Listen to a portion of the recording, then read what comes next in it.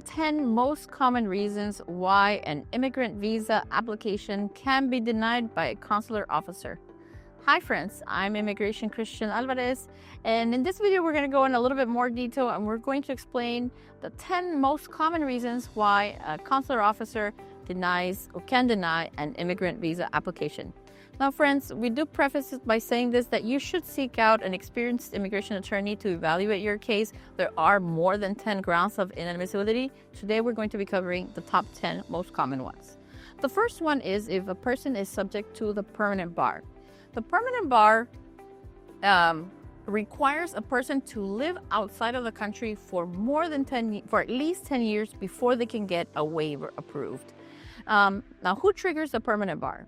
The permanent bar is triggered by individuals that accumulate more than 1 year of unlawful presence in the United States and leave the country. They trigger the 10-year bar, and when they return, if they return unlawfully, at that point, they can trigger the permanent bar. The permanent bar is also triggered by individuals that perhaps were not here unlawfully more than 1 year, but they were given a removal order. The removal order can be either given at the border, at a point of entry, or it can be given perhaps if someone is already here, quickly sent to removal proceedings and they have a removal order. If they leave the country and then return a second time without permission, unlawfully, then they also trigger the permanent bar. So the permanent bar can be triggered in either of those two ways. One thing I do want to explain is unlawful presence started to count after April 1997. So there are people perhaps with multiple entries and exits. If they were prior to 1997 and they didn't have any removal order, they may not be subject to the permanent bar. So check, because this gets a little bit technical. Make sure you check with an experienced immigration attorney and you have your history of entries and exits ready to give to your attorney so they can better evaluate your case. The second reason why a person may be denied a visa is if they have been subject to a 5 or 10-year bar. 5-year bars are more common when somebody is entering with a visa or with the wrong visa and they get an expedite order of removal. An officer sends them back to their country, and those bars usually are for 5 years. The 10-year bar is usually triggered when somebody enters the United States, whether lawfully or unlawfully, but they start to accumulate unlawful presence.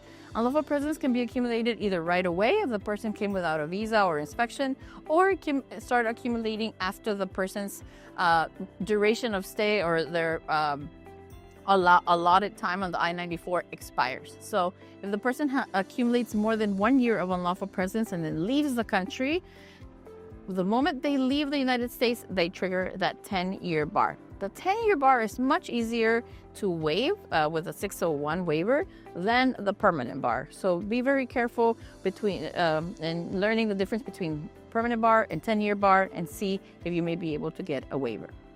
The third most common reason someone can be denied at the border, an immigrant visa, is if they have perhaps been found guilty of alien smuggling. If the person has helped either a spouse, a child, a parent, or a family member enter the United States unlawfully, U.S. Consulate can ask, to know what family you already have in the United States. And if they see that you perhaps have a child with DACA or a spouse without permission, they can inquire a little bit more. And if they make the determination that you helped someone enter unlawfully, that is also a reason for a visa denial. There is a 601 waiver available, but only if you brought in certain family members like a child or a spouse. If you brought in a niece, a nephew of a neighbor, those do not have any waiver available. The next one is, reason number 4. If you have been found to have committed either fraud or misrepresentation, perhaps in an old application, or you lied under oath to an immigration officer, you can be found inadmissible. There is a waiver for that. It's an I-601 waiver. Reason number 5 is for criminal convictions. One big misconception about criminal convictions is that a person, perhaps if they committed a crime 10 years, 20 years, 30 years ago, and they got that conviction expunged, that it doesn't count anymore, that it's been erased. In the immigration context, every arrest needs to be disclosed, and every conviction needs to be disclosed to an immigration officer, and you need to have documentation for that. Not every conviction will make someone inadmissible, but Certain convictions do, and you need to disclose that to immigration. Even if you think that your case was erased or expunged, the Department of Homeland Security has very thorough checks, and every arrest shows up.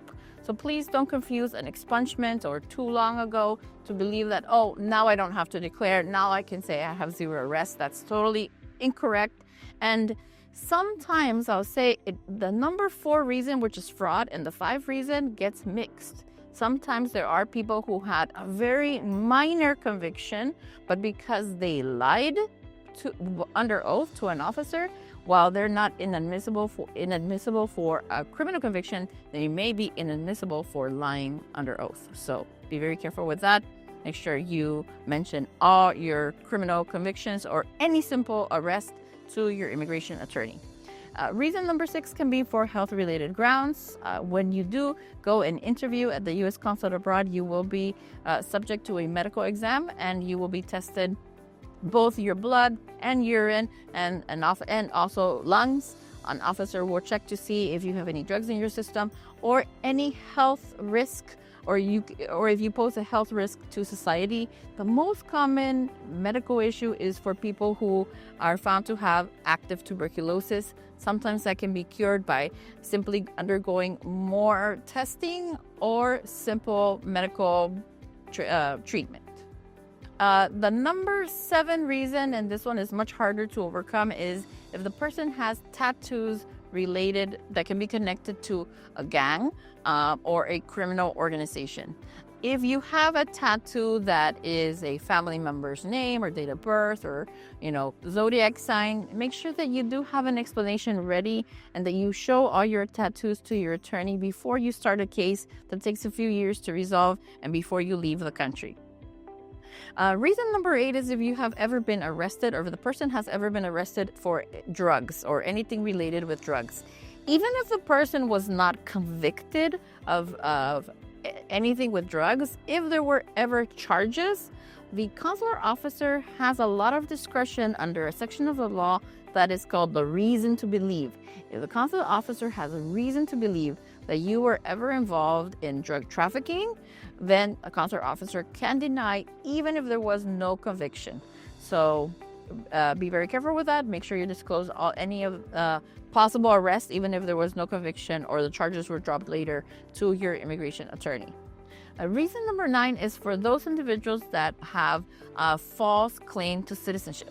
If an individual at any point ever claimed to be a U.S. citizen, whether it is in an immigration benefit or even outside of immigration world, perhaps they obtain a driver license or student aid and they claim to be a U.S. citizen, that person can be found inadmissible based on false claim, and unfortunately there's no waiver for that.